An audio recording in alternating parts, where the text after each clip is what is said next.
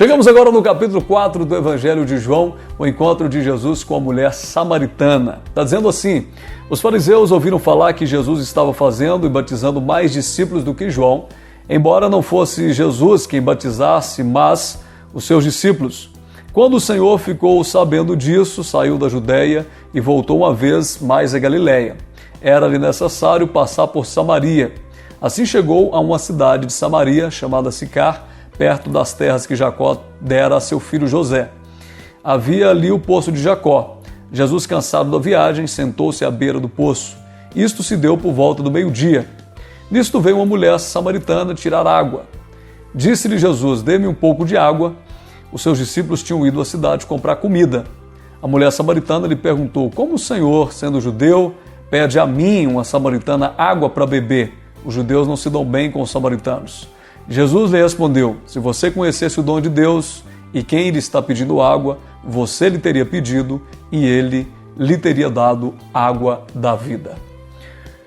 Aqui nós estamos diante de mais uma daquelas histórias fascinantes e incríveis de Jesus. A maneira como Jesus estava sempre indo ao encontro daquele que vivia às margens da sociedade é algo que nos choca.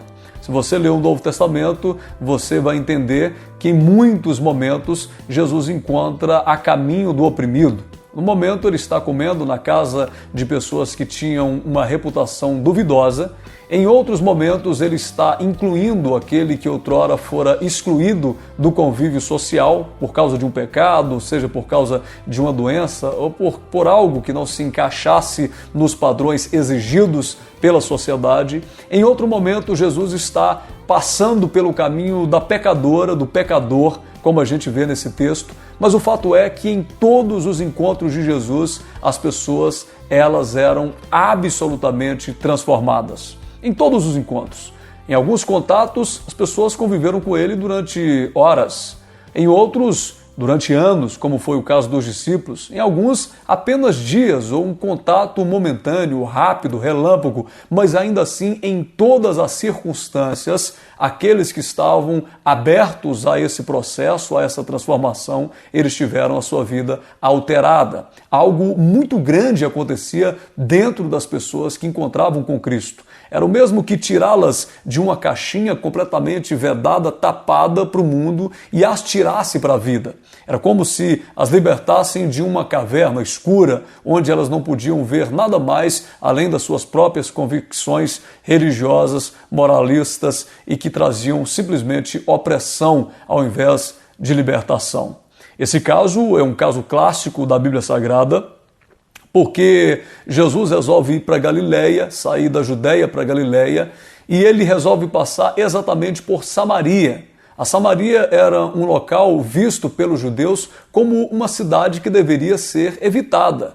Simplesmente os judeus, se eles quisessem sair da Judéia, indo para Galiléia, passando pela Samaria, eles fariam uma viagem de 3 dias, mas eles resolviam fazer toda uma volta que correspondia a uma rota muito maior, muito mais distante, muito mais longa. Eles preferiam do que passar por Samaria. Os samaritanos eram vistos pelos judeus como pessoas impuras, pessoas pecadoras, pessoas nas quais a gente deveria evitar até comer com elas. Era assim que funcionava. E Jesus, mais uma vez, ele quebra todos esses preconceitos religiosos e resolve, escolhe passar pelo caminho do impuro, resolve passar pelo caminho do pecador. E ele vai por esse caminho quando chega na altura do poço de Jacó, nas terras herdadas por José do Egito, do seu pai Jacó. Ele percebe que ali tem uma mulher tentando tirar água, uma mulher samaritana. Algo que era natural, normal naquele tempo, as pessoas irem até aquele poço para buscar água, levar para abastecer as suas famílias.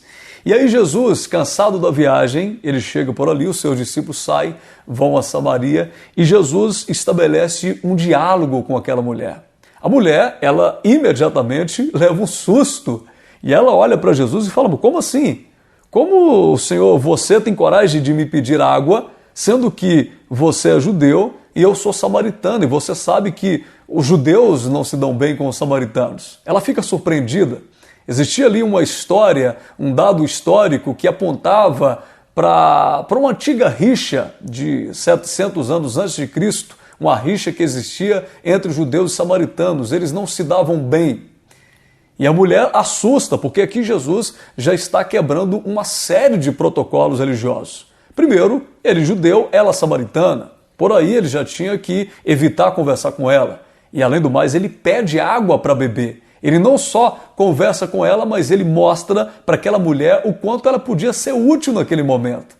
Em segundo momento, nós percebemos que ele está falando com a mulher. Naquele tempo existia um grande preconceito, mulheres eram tratadas como objeto, como produto, elas não eram abordadas dessa maneira por um rabino, a não ser que ele quisesse algum tipo de favor sexual pelas pessoas que passavam por ali, a não ser que elas quisessem favores sexuais.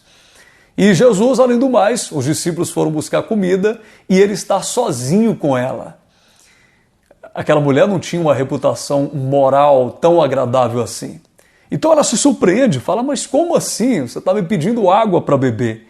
E Jesus responde para ela, se você conhecesse o dom de Deus e quem lhe está pedindo água, é você que teria pedido e ele lhe teria dado água da vida. A mulher então revida, Senhor, não tem como tirar água e o poço é fundo, onde pode conseguir essa água viva? Acaso o Senhor é maior do que o nosso pai Jacó, que nos deu o poço, do qual ele mesmo bebeu, bem como seus filhos e o seu gado? A mulher, para argumentar com Cristo, ela volta lá nas questões geográficas, nos dados históricos, na herança religiosa, dizendo que tudo aquilo ali foi herdado por Jacó. Quem era maior do que Jacó para fornecer essa água? E aí Jesus responde, bom, quem beber dessa água terá sede outra vez, mas quem beber da água que eu lhe der, esse se tornará nele, isso se tornará nele uma fonte de água a jorrar para a vida eterna. Bom, e nesse primeiro vídeo que eu quero passar para você, como Jesus está sempre disposto a passar pelo caminho do oprimido. Muitas pessoas acham que o evangelho é para gente santa, para gente justa, para gente que não precisa de mudança nenhuma, está tudo resolvido, que está com a vida certa, as continhas em dia. E Jesus está mostrando que o evangelho é exatamente para aquele que é pecador. Ele não veio chamar justos, ele veio chamar pecadores ao arrependimento. É por isso que nesse texto nós encontramos Jesus passando pelo caminho da adúltera, passando pelo caminho da pecadora e fazendo com que a vida dela fosse completamente transformada. No próximo vídeo eu concluo esse tema. Aquele abraço para você, não se esqueça de se inscrever nesse canal.